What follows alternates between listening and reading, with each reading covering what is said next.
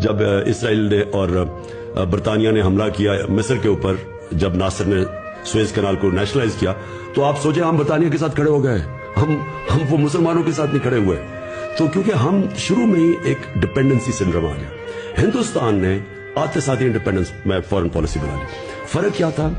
ہندوستان کی جو اس وقت جو ان کے چیف ایگزیکٹو تھے جواہر نہرو، انہوں نے پوری سٹرگل کی تھی انڈیپینڈنس کے لیے، آزادی کے لیے، جس طرح قائد اعظم نے کی تھی۔ اگر قائد اعظم رہ جاتے پاکستان میں تو انہوں نے کبھی ہمیں کسی کے سامنے ہاتھ پھیلانے نہیں دینا تھا، کیونکہ وہ خوددار انسان تھے اور ان کی پالیسی بھی خوددار ہونی تھی۔